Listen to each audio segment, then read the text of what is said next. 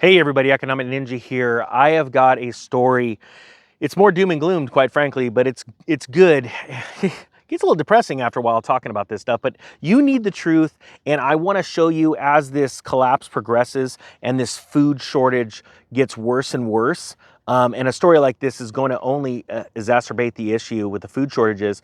But it's important that you know the truth, right? Because without the truth, we don't know how to move, how to act, how to invest. And truly, it is a blessing to know the truth. And it sounds crazy. It's like, someone that you totally trust and totally believe in and that knows everything, right? Like someone that's all knowing comes to you and goes, hey, where you're living is about to be destroyed by a fire. Because of this factor or that factor. I can't tell you when, but it's going to come before you know it. And if you really truly trust those people, or you really, it resonates with you, it's important to go, yeah, I see what you're saying, or think about it before you just pop back off at them. Go, it'll never happen, or it won't happen to me. And you go, what am I going to do? Is I'm just going to move. And then after you move, that fire rolls through and destroys everything. And you go, man, I'm glad I heard these. I heeded the warnings, right? I saw the warning signs. I heard the warnings at first and I saw the signs and I saw them all add up. Well, this story is a big deal, all right? Because it's going to affect you no matter where you live. So put down your prejudice against what I'm going to talk about. You're going to know exactly what I'm talking about in a second and go, oh my gosh, this is going to affect us, all right? So, the story is going to be linked below, and it's entitled California Orders Thousands of Farms and Cities, including San Francisco, to Stop Pumping Water During a Drought. It's new news that California has been suffering a horrific drought, right? Quite frankly, I think it's a part of a judgment or a bigger picture here, but regardless, it is going through a drought, all right? And that is affecting everything. It says right here, and I've got some facts and statistics also, so stick around for that. In one of the most far-reaching efforts to protect California's water supplies this year, state regulators on Tuesday ordered thousands of farmers, irrigation districts, and municipal water agencies, including the city of San Francisco, to stop making draws from rivers and creeks. Think about how big of a deal this is for a second. All right? We're going to get into those statistics. It says the move comes amid a third year of California drought, forces water users from individual landowners to utility serving tens of thousands of people to turn to alternative sources of water. If they have it, that's the key, if they have it. Now, we have all seen the stories of Lake Mead drying up to the point now that one of the intake, it's insane. One of the intake tubes that feeds Las Vegas water is now above water. So there's no water. So that's like, okay, we had this much water coming out of Lake Mead for Las Vegas. Now we have, because that intake tube is now out of water. Now we only have this much. We only have this much capacity flowing. When it keeps dropping, the next one, now it's this one. This is getting real, right? Where you're going to see, I do believe, we are on a massive 400-year cycle, weather cycle, that's actually pushing us into a deep freeze. That's why this whole global warming stuff that's going on right now, I want people to make it very clear. It's because we're going through a massive 400-year cycle. Ironically, it was a study that I read from Russian scientists that uncovered these 400-year cycles of heating and cooling through the Earth cycle. Again, it has to do with the sun, the moon, the stars. I mean, and these large cycles. That's why these planets rotate around the sun. It's like a big old time clock. It's really, really interesting to me. But let's go back to California and how big of a deal this is, all right? It says right here, the action marks an unusually extensive application of the state's water rights system, a policy that reserves California limited flows for those with the most senior claims to water. That's very, very scary. And I want to, it's totally another video, but the idea of purchasing water rights is very scary, and there have been people that have made fortunes, including the Bush family, which owns, I believe, the largest water aquifer down in South America, right? Like how Cadillac Desert, there's a book called Cadillac Desert, you should check it out, having to do with the water rights that were stolen from the Owens Valley in California, and the water was taken from that entire valley, which was at one point a very prosperous, fruitful valley growing crops, and then left it a wasteland because now all the water goes to LA, right? So right here it says that it is set up for limited flows for those with the most senior claims to water. That means that there are farms or other places that have water that can keep using water regardless of what they're planting, right? And there may be farms that have came out since those water rights were set up and that are producing a massive amount of fruits and vegetables. And as a matter of fact, let's click to that right now. These are the facts. This is how big of a deal. Remember, thousands of farms right now today are being affected. California's agricultural abundance includes more than 400 commodities, over a third of the country's vegetables, and 2/3 of the country's fruits and nuts are grown here in California. 2/3. That is insane. And one third of the country's vegetables are grown right here. And I'm bringing you a story that is telling you that thousands of those farms that are growing food for you and other countries. We ship so many avocados to other countries, it's insane. I want to say where I live is the, I think, highest producing avocado area in the state, and I believe the country as well. That is not going to get to you. Not only do we have a fertilizer shortage, we have now a food shortage. And it sounds crazy because most people don't think like this. And they go, yeah, but Ninja, like the crop's already planted, you know, there's people. It's coming. All right, I want people to get that through. And this is dead serious.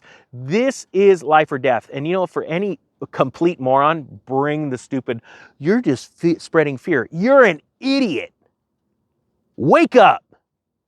Wake up. If you're standing on the train tracks and I can see the train coming, but your back's to it and I go, the train's coming, you're going to get off. No, train is not supposed to come for another couple hours. I checked my watch. Well, your watch is wrong because I could see the train. It hasn't hit the person yet, but the person's going, no, I've got my watch, and it's, well, maybe it's a new train. It's coming. It's going to hit you in the back. You better do something about it. And they're sitting there, look, just leave me alone. Yeah, I get it. There's a lot of those people. They're called morons. And I hope that one person right now is so pissed off that they go and try and prove me wrong. It's like when we were talking about real estate crashes and, days on market are extending.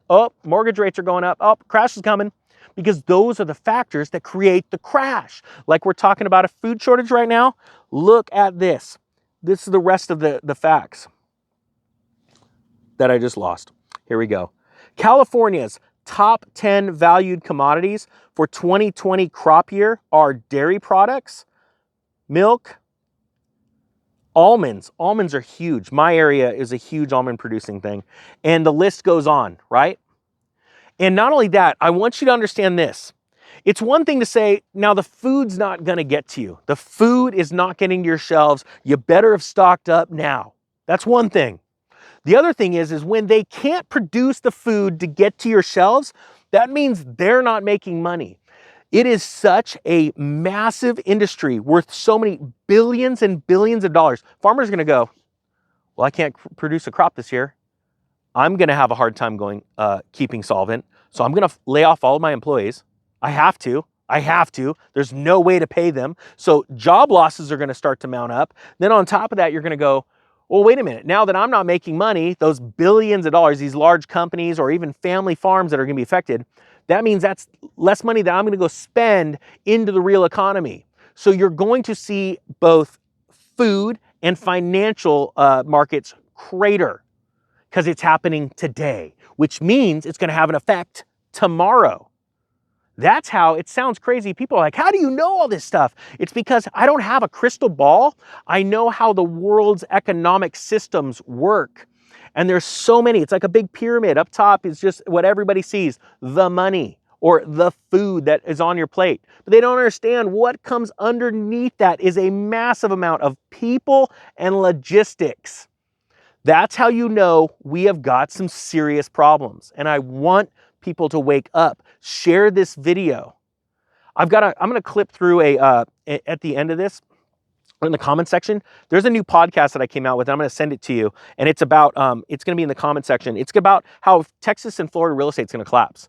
And it's going to be way bigger than 2008. 2008, Texas and Florida didn't really get hit. Not when you compare it to, Las Vegas, California, New York, things like that. It really didn't on a percentage basis get hit all that bad. Did it go down? Yes. But a lot of that was fluctuations in interest rates. Okay, that's really what it was. California or Las Vegas, certain places around the country were bubbles, right, that popped. This time, that's the mother of all bubbles, and I'm going to explain it in that podcast. But again, it goes back. I hearken back to the fact that it's not a crystal ball. It's about knowing how the world systems work, right? These are systems, logistics, money, human emotion and management. That is what makes companies huge, and it also causes them to crater, all right? All of those factors. It's a myriad of factors that build up a bubble and then come smashing down. And I want people to get this through their heads. I'm not talking to the 99% of the people that are watching this video. You know what you're called? Subscribers, and you're awesome. Why? Because I have the best subscribers in the world, because they're people that are prepared and not scared. They're people that think more about their community than themselves, and they want to go out and crush it. And yes, we're going to crush it, because as all these bubbles pop, and boy, it's going to be scary. I had a comment earlier. Someone was like, you literally have me scared to death. Then take that fear and use it as motivation. Go buy some extra food. Take that. If you've got a bunch of extra food, then if you're afraid that the market's on your cap, take that motivation and do something good with your 401k. You know, do you believe that gold and silver are going to take off like it did in 1979 to 1981 because inflation was rearing its ugly head and everyone panicked in? If you think that, go figure out a way of going to get some. I've got links. You don't have to use them. These are just people I've done business with, so I trust them. Point being is that use the fear to motivate you. Noah was afraid that if he didn't build a boat because he knew that a flood was coming, that he'd be drowning just like everybody else. Fear sometimes is the greatest motivator. Now, it shouldn't take over your life, but I have used fear. We're always afraid. That's what motivates us. You know, that's why you go and get your hair cut. That's why you work out. That's why well, I don't work out all the time, but my point being is that that's why you do certain things, is you're afraid of what people are going to think about you. You try and speak well. That's why a lot of people edit, because they're afraid of what people are going to think about them. You know, a lot of people drive fancy cars and homes because they're afraid of what people are going to think of. Fear motivates everybody. Is it the right fear, though? Is it motivating you to do the right things? That's the most important part. So guys, I thank you to everybody that shares these videos, because it's so vitally important. If you made it this far and you haven't subscribed, please consider subscribing. I say it at the end of the videos, or other than mostly the end of the beginning of the videos, because quite frankly, a lot of people just want to pass by. They want to, they don't want the real meat. They want their ears tickled, you know? And if you've made it this far, please do me a favor. Please hashtag prepare. Please hashtag prepper. Please say, this was me. I needed this. I needed this kick in the pants to move into action, because you don't have a lot of time left. I'm not joking. All right, guys, I hope you got something out of this. Thank you so much for watching. The Economic Ninja is out.